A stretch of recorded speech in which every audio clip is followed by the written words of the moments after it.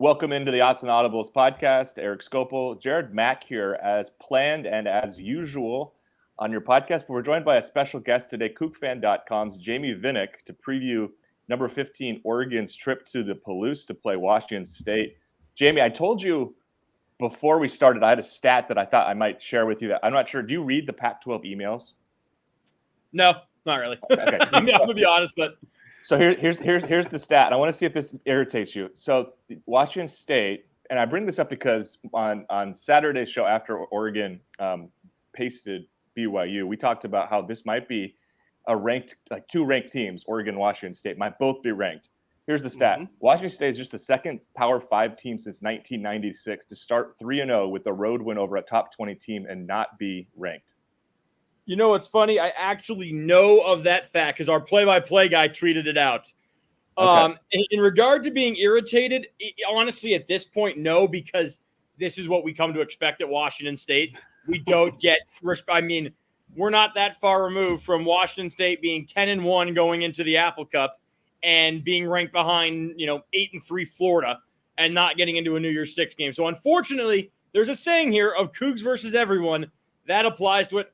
Honestly, Dicker was actually talking about this week. The rankings before week 6 are stupid anyways. They don't matter. No one knows.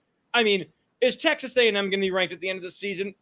What do you think? Probably not. Probably not. And just to fill in those listening who are wondering, the other team was Kentucky in 2002. So there's just kind of the what are those teams? What do Washington State and Kentucky have in common? Not traditional football powered. Basketball schools. I like that. I don't know if I'd say the other one is. But no, I saw that on Saturday or Sunday when the polls came out. I just kind of had a chuckle. It's like, yeah, that's par for the course. Yeah. Well, okay. So I want to get into the Wisconsin game because I'll be honest, I didn't get a chance to watch it when it was unfolding. Oregon was playing that day. Didn't have an opportunity, but I went and watched like the extended highlight package last night and watched it again today. I guess, what did you make from that game? Because it felt like just a really sloppy game, like a lot of mistakes made by both sides. It seemed like Washington State did a great job of taking advantage of Wisconsin mistakes, but offensively, I don't know. Maybe Wisconsin's defense is I don't want to say better than I think, but I just wonder, like, did you come away really impressed with Washington State's offense, or were you just like madly impressed with their defense and still have quite concerns coming away from that with Cam Ward and some of the offensive stuff? I think heading into that game, there was concerns of how the offense would play. It was not a pretty performance against Idaho. Cam Ward, again, the numbers look okay, 25 of 43 touchdowns, but you watch that game and it wasn't pretty. A lot of plays in which he doesn't make the right decision. He looked like a guy who was under the big lights for the first time in his career. I think that it was the stat was at Camp Randall going into the second week. There were more people at that game than there were combined at his 12 FCS games last year. Could be wrong on that, but it was something. He had never played in atmospheres that big. The one thing that was true about the WAZZU offense against Wisconsin is it started terribly. I mean, they were in reverse. Ward was, I think, 2 of 7. He had thrown a really bad interception over the middle, and they just had no mojo. It actually was a 4th down stop that kind of got him going. And the one thing that has been true all year now through 3 games with Washington State, when they go with tempo, things go well. They find a flow. They find a rhythm. It was true against Colorado State. It was true against Wisconsin. When they went tempo, that's when they had success. But, in answering your question, what did I kind of come away with that game thinking? I think Wisconsin does have a very good defense. I think that the big way that they were kind of able to slow down Washington State is their weakness was a little bit in the secondary because of injuries. But at that point, the Cougar passing offense just wasn't on point yet. They weren't at their best. They were still kind of trying to figure out who they were and what their identity was. But the Coug defense on the flip side was good enough to where it didn't matter what the offense was doing. And it's quite the change when, you rely on your defense. I remember joking last year, actually, WAZZU went down, I think 17-13 to Utah late, something like that. And with like 6 minutes left. And I remember telling one of my friends, man, it's weird to be with 6 minutes left. You're not sure if they're going to score a touchdown. Last year, we know they're scoring a touchdown. It's just whether or not they're going to give up another one. So this year was kind of, it was a little bit more of, are they going to get enough points? But there wasn't a lot of, worry about the defense. I think a lot of people did figure eventually as that game wore on that Wisconsin would wear them down and they really did start to do that on the last drive, right up until WAZZU forced a turnover, took the ball away, never gave it back. So I think you saw the flashes of what the offense could be against Wisconsin. I think, again, the last drive was a really good indicator. They made a couple really key plays. You saw some flashes on their first scoring drive, and then you saw a lot more against Colorado State. But I think it was still it was a weird way for Washington State to win a big game, relying on the defense and the offense just doing enough instead of offense scores 50, defense just holding the 45. Jamey, I want to stick on defense here because the stats are really jarring to look at. And again, you kind of touched on, and I've been telling people on the message board on DuckTerritory.com, like, this is not your father's Washington State team. This isn't like, this isn't the Washington State team from 2 years ago. As you said, like, where you can just rely on them to score a ton of points and the defense is maybe iffy. Defensive numbers are absolutely incredible here through 3 games in terms of just the disruption defensively. 30 tackles for loss, 14 sacks, 5 forced fumbles. I'm just curious on how that's taking place. I want to highlight some defensive players individually in a moment, and you can maybe name a couple here because some of the stats individually are also really impressive. But just what's kind of led to this, and how much of this is just you've got a defensive-minded coach now in Jake Dickert who's got experience as a coordinator, and this is kind of the way he wants his team to play. Yeah, I mean, I think that the number one reason you are seeing kind of the numbers that they are is Deion Henley. I think that transferring from Nevada, he came over with Brian Ward, the Cougs' new defensive coordinator, and the expectation was he was going to be a pretty good player. I mean, he was an all-conference guy. He had a ton of interceptions last year, but he's a guy who had never recorded a sack. He was purely a boundary-to-boundary linebacker. He wasn't a pass rusher. I mean, this was a guy who came into college as a wide receiver and as a kick returner, and then he was a high school quarterback and just kept getting bigger and bigger and stronger. And they finally said, all right, you're going to play linebacker now. He has changed the entire defense. And, the one thing I always point to is Jahad Woods and Justice Rogers were at WAZZU forever, and they were really solid linebackers. But they didn't have this type of abilities in them. The thing I always compare them to is Jahad Woods and Justice Rogers, they're your Bobby Wagners, guys who are tackle machines, really good, but they're not the pass rushers. They're not the guys in coverage. Deion Henley's more of the Micah Parsons. He's a modern-day linebacker that really can do it all. You look at the last play against Idaho, he's running stride for stride with an Idaho receiver, cuts in front of the route, gets the interception to win the game. He has changed what they've been able to do, not just for himself, but because teams have to account for him, it opens up space off the edges. Teams last year would do a lot of double-team blocks on R.J. Stone and on Brennan Jackson and dare the linebackers or the interior of the defensive line to beat them. And more often than not, they didn't. WAZZU already has more sacks from non-edges in 3 games than it did all of last season. Yeah. The Cougs only had 4.5 non-edge sacks last year. Henley himself has 4 already. So it's been it's just been what he has brought. It's been an incredible improvement from the interior of the defensive line. And it's been, a gradual progression from the edges, from R.J. Stone, from Brennan Jackson, and then even down to Andrew Edson and Quinn Roth. You could probably say right now Stone hasn't even been their best edge. Yeah. He's kind of gotten off to a bit of a slow start. He's had an injury that hampered him through all of fall camp. But Roth's got, I think, 5 hurries and is the highest-rated pass rusher on the team amongst edges on PFF. Jackson's got, I think something like 9 quarterback hurries. So it's kind of been a team effort, but Henley has spearheaded it because of what he's been able to do in terms of disrupting backfields. Jamey, just want to say thanks again for coming on. This is going to be more of a you question. Just, covering the team going from Leach into Rolovich's brief tenure. Just what is it like from your perspective? You kind of touched on it a little bit earlier, just of going from a team that is so offensively, it was exceptional for multiple years, and now they're going straight to a defense with Coach Dickert. Just how is that covering a team for you? Just what is the difference there in your perspective?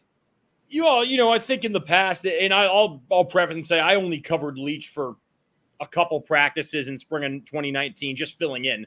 Spring of 2019. So I didn't get a whole Leach experience in terms of the team I covered, but was a student there, and it was kind of what I was saying. You knew they were going to score. It was, well, are they going to get defensive stops? And there was always players, and there was always moments where they'd have these great defensive games. The one that everyone always points to is the USC game in 2017, where they really take care of Sam Darnold, and I don't think he threw a touchdown in that game. I think he rushed for one.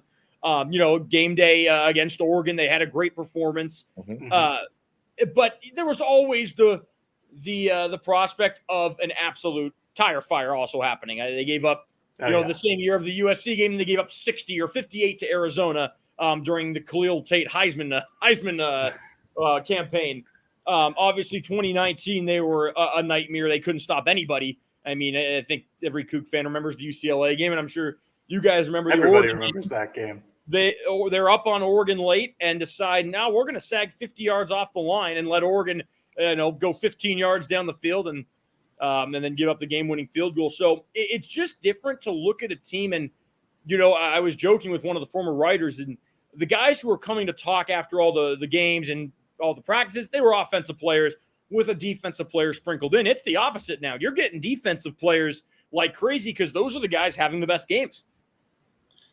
Let's focus a little bit on this offense here, because obviously an air raid offense the last several years, decade, I guess, and now it's being called the Coug raid. And I'm noticing a little bit of tight end usage, which is just crazy to think with Washington State. You didn't used to see any of that. It was like there was never 11 or 12 personnel. What is this offense? And I asked in part because I watched the Washington State or the Wisconsin game, and Ward was kind of iffy. The offense wasn't great in general in that game. Obviously, much better last week. But are we expecting this to be an offense that could go toe to toe with an offense that scores 35 to 40 points, or is this going to be an offense that really is going to need the defense to hold opposing offenses in check more? That's a great question. I think it's a question that we're all still trying to figure out. I think the offense has the potential to score 40, but potential and production are two different things. They showed that the first half last week against Colorado State, they put 28 up. Yes, it's Colorado State, that disclaimer on that. But they've shown what they can do offensively. The question now is the consistency. As great as the first half was, they scored 10 points in the second half, and the only touchdown came in the dying seconds when the third stringers were in for Colorado State, and WAZZU had most of their backups too. So I think there is the potential that they'll have a game or two where, they're going to all of a sudden go ahead and score 40, or they'll score 50. But I don't know if that's this week. That might be something that as Ward gets more comfortable, as his rapport kind of improves with his receivers, then maybe we see a 50-point game or a 40-point game. So it is a different offense from Leach as well. As you mentioned, tight ends. I mean, the last time a WAZZU tight end caught a pass at WAZZU was 2011. 11 years ago in the Apple Cup with Paul Wolf.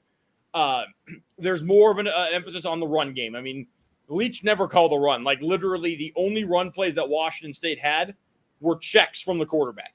That's not the case here. I mean, Dickert preaches being multiple. I mean, he says it a lot about everything. That's his favorite word, is multiple. So they do have the ability to run the ball a little bit better. What would drive Washington State fans nuts the last 2 years is you've got Max Borghi, and he's getting the ball 10 times a game. And Rolovich, the run and shoot, didn't use Borghi at all out of the backfield. I mean, he was a Bolitnikoff Award watch list guy, and I think he had 15 catches, 20 catches, something like that. So it's kind of a mixture of the two offenses, but it kind of has their own twist. It's more of what you maybe see Cliff Kingsbury run in the NFL with that kind of that version of an air raid. Obviously not nearly as effective because that's as good of an offense as there is maybe in the league that isn't Kansas City's, but it's more in that mold, more of kind of what Graham Harrell was maybe doing with his air raid. It's not the traditional Leach, we're throwing 75 times a game air raid.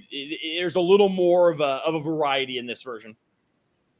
Dan Lanning talked to a couple times at practice this week and highlighted some of the potential issues that Oregon could run into with Ward's scrambling ability, but specifically about the Washington State's wide receivers and how tall they are, like the 6'3", 6'4" guys. Just how have those guys been implemented into this new Coug raid offense, and how do they help Ward, and how do they provide a potential mismatch for Oregon's defensive backs? Yeah, I mean, I think another reason or another way that the two air raids differ is under Leach, it was slot guys. Yep. Yes, you had your Gabe Marks and your Dom Williamses, but there was so much of an emphasis on River Craycraft and Brandon Arconato and getting the ball to the other underneath guys.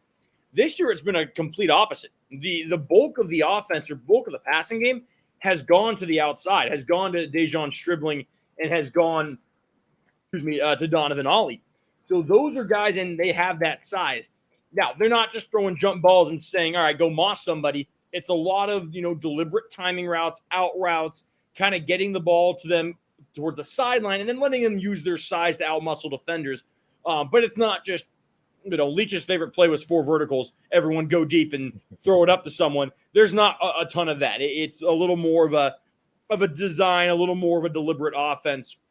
But it is different in the sense that the outside receivers have been very, very involved early. I mean, that was, and then another reason people got frustrated with Leach is he'd have guys like Des Patman and Tay Martin, and they just wouldn't get the ball that much. He was so reliant on going on the underneath routes and getting them underneath. But WAZZU's 2 leading receivers are its 2 outside receivers so far, those being are Ollie and Stribling. And Ollie was a guy who was just kind of there last year. Stribling, you saw flashes of as a freshman, but Ollie's really taken strides. And the one thing I know that when Joel Falani got here and he got these receivers who were 6'3", they're 205, 210, he pretty much told them, you're big, you're strong. Play like a 6'3" guy. Don't play like a 5'8" slot guy. And they've started to do that a little bit more. And I think that's helped them, match up against smaller corners. Because, how many receivers over the years on any program have you seen? You got this 6'4" guy, he's 220, he looks the part, and then he's getting out-muscled by 5'8" guys. We're going to take a quick break here on the Odds and Audibles podcast, talking to COUGFAN.com's Jamey Vinnick, previewing Saturday's game with number 15 Oregon at Washington State at 1 p.m. All right, welcome back to the Odds and Audibles podcast. Still talking with Jamey here. Still got some questions. It's kind of funny because I wanted to ask a question about this, and you kind of indirectly led me this direction with an answer a little bit ago. Talk about the Arizona Cardinals offense, and why that stands out is I didn't maybe see it on tape, and there are differences in body types, but Oregon safety Jamal Hill compared Kyler Murray to Cam Ward. Is that comparison, like, what do you make of that? And I think part of it was twofold. It was he gets the ball out quick. Lanning said he kind of reminds him of a shortstop in terms of just the quick delivery. And it stands out watching him. I mean, he does get the ball out really quick. It's not a long windup at all. But then also the scrambling ability and what he can do with his feet. Yeah, I would say the shortstop, I can agree with that. I personally don't see Kyler Murray. The one thing about Ward is, and this is what Dickert has said too, he's mobile. He's not necessarily Lamar Jackson or Kyler Murray where he's going to really kill you with his legs. He can get out of the pocket. I mean, he's not a statue, but they're not drawing up runs for him. I mean, I think if you watch Kyler Murray, half of what makes him so deadly is what he does with his legs. Right. I wouldn't say Cam's like that. He can make plays, but it's more escapability than runability. I think Jake said that exactly either Monday or after Saturday's game. That's kind of what he's more able to do. It's more of what Russell Wilson would do, where he somehow dances out of the pocket. 5 guys try and get him. He spins away from one, spins away from another, and then somehow finds someone open. It's more of that than, you see Kyler, pressure comes, he breaks off a 25, 30-yard run. So, but he does get the ball out quick. So that comparison is very much, I think, is spot on. And I think if you look when the offense has struggled, it's when that doesn't happen. The Cougar offensive line is okay. It's had good moments. It's had not so good moments.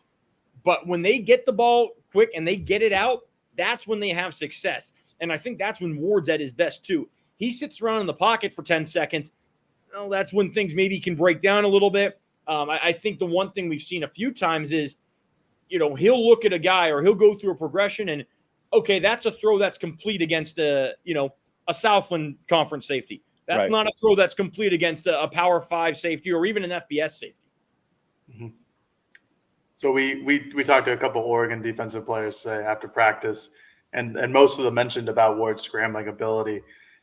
Teams specifically after the Georgia game have been attacking Oregon on the perimeter just with Ward's scramble ability and, like you said, just to get out of the pocket and make those opportunities or potentially run in some type of RPO. Just how do you think that Washington State can attack Oregon on the perimeter and try to replicate something at least of what Georgia did? Yeah, I think that, Ward, he does have that ability to get to the outside. But again, when he gets there, he's not going to turn upfield. It's going to be, all right, look, maybe pick up 5 yards. Or what he's been so good at is look, someone springs open over the middle. He did that against Colorado State for completion. Also did that against Colorado State for an interception. So I think, the one thing that Washington State maybe lacks is just that overall really top end speed to where they can get into the flats and really burn. The only guy that can really do that is Jalen Jenkins, their backup running back. He has done that a couple times.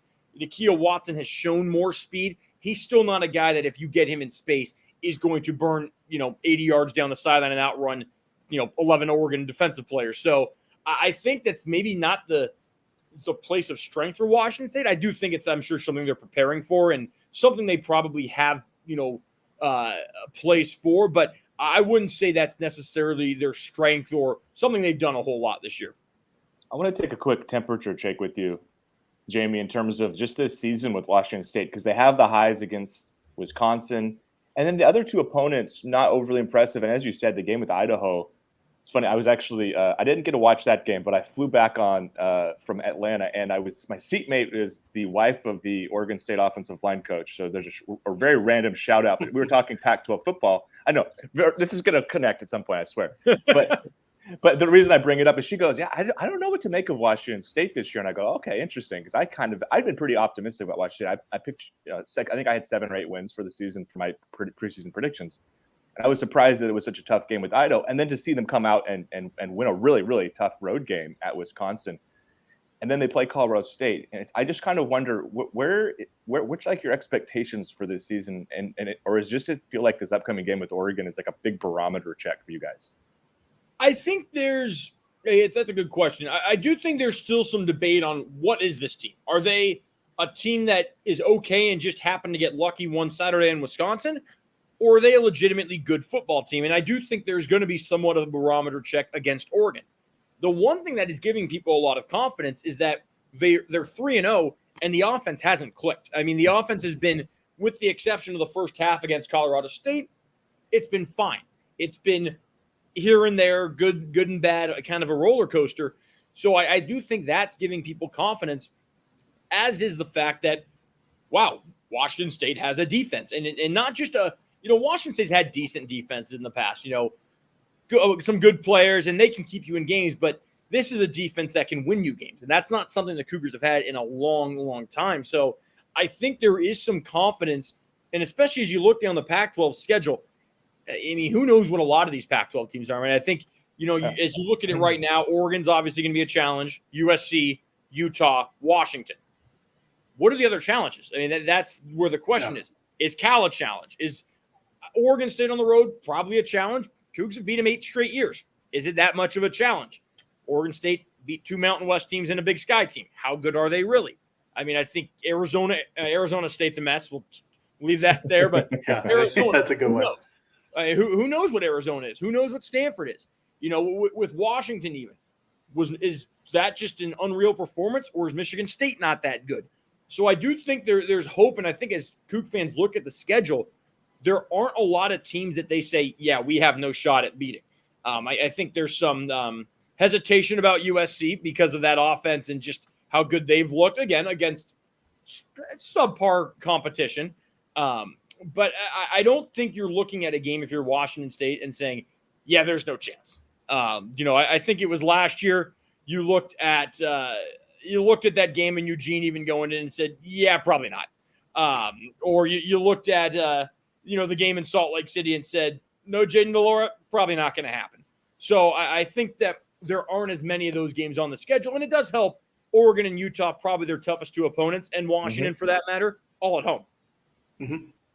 Actually, let me correct that. Outside of USC, USC is probably their toughest opponent, but that's on the road. But their other 3. Fair. This will be a bit of a basic question, and Erik, I'm sorry, I'm stealing it from you. But I think it'll help our listeners a lot too. Just the basics, the strength and weaknesses of Ward's game, and going into this game, and what Oregon fans could expect to see from him overall. Yeah, I think his strengths probably lie in his accuracy. I mean, you haven't seen when he's missed throws or his incompletions are either miscommunications or they are interceptions, which he didn't miss his throw. He just didn't see a guy. It's not like he's not throwing interceptions where he's sailing at 50 yards over the receiver's head and the safety's pretty much back there playing center field. He's not reading something, which is a problem in its own, but he's been overly accurate. again, he's not the missed throws or the incompletions. There's a lot of throwaways, or there's just kind of been a mistake here or there. So that's I think a strength is he's been pretty accurate when he is dialed in and when he's actually looking for the receiver and when they're on the same page. The weaknesses would be that he has made some throws that probably, again, are completions in the Southland.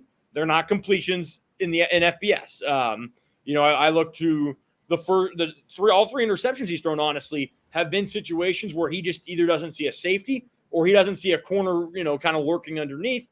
Lo and behold, it ends up an interception. So I think his eyes are probably a bit of a work in progress. And I just think his consistency. Again, he makes throws where it's like, wow, that's the guy that Washington State was expecting. And then, it'll be like, okay, you need more of those throws instead of the short 5 yard out here or the 5 yard out there. He made one against Colorado State to Dejon Stribling. He's getting absolutely hammered and just floats it right into his hands. It's a perfect throw. It's a beautiful throw. You need a little more of those than that's maybe not the best throw in the world. It's just kind of it's hitting the receiver in stride, but it's a little flick for 4 yards. I've got a statement before my final question that I want you to react to. Isn't it? I mean, I guess I'm turning it into a question as I'm starting, and I'm going, "Isn't it?" Which is how you start questions. Isn't it strange that we're going into an Oregon-Washington State game with two defensive-minded head coaches? I just think it's so weird. It's funny you mention that because I'm actually planning on doing a story directly related to that about you look at Chip Kelly, you look at Mike Leach, you look at Nick Rolovich. You've got offensive guys, and now you have two guys whose backgrounds are in defense.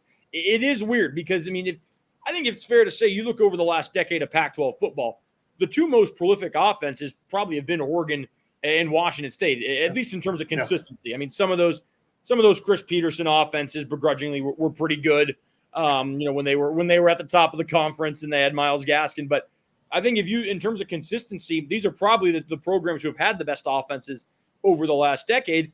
And now they have defensive-minded head coaches. It's almost as funny as Washington having an offensive-minded head coach after however many years of defense, insert NFL defensive back, NFL defensive tackle, insert not very good quarterback, and now, wow, really good quarterback. What's their defense like? The league is just weird right now. I don't know. It's one of the weirder times it's been because I feel like almost every team in the conference is different than what your perceptions are going into a season. Like Oregon State, we haven't talked a lot about, but that is one of the more explosive pass offenses, and that has not been what we've seen from Oregon State for a while. And they're just one of several teams that feel that way right now. It's a weird time, and I'm really excited to kind of just see how this year plays out and see these perceived strengths and if they really are strengths and kind of what works out. All right, this is my last one, and this is a statement, not a question. Give me 3 things Washington State must do to ensure they leave Martin Stadium with a win on Saturday. Take care of the football. There is number 1, 2, 3, 4, and 5. They have 7 turnovers in 3 games this year. You're not going to beat Oregon turning it over 2 to 3 times a game. It just isn't going to happen.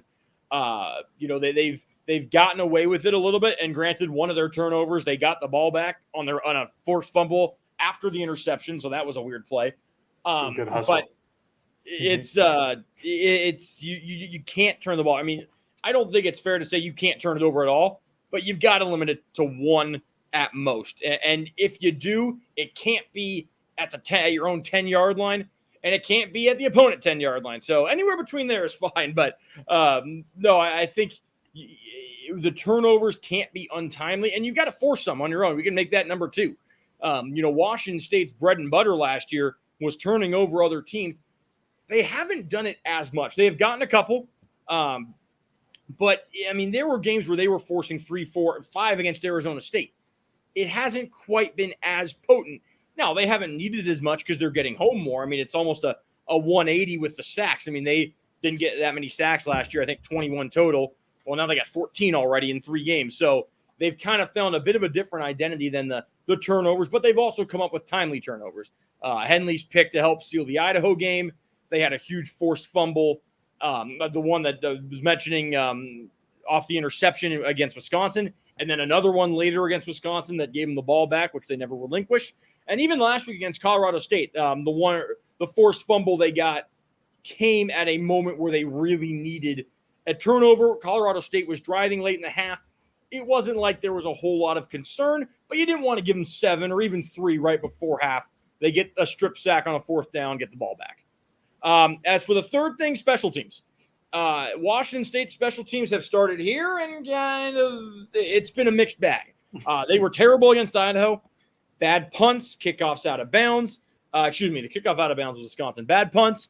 They missed a 22-yard field goal that should have sealed the game with about a minute left. I mean, their all-conference kicker, who missed 3 times all of last year, shanks a 22-yarder. Against Wisconsin, it started terribly. 22-yard punt, kickoff out of bounds that sparked the Badgers' first drive, and then it got better and better and better and was actually really good against Colorado State. So they need to maintain positive special teams. Special teams cost them 2 games last year.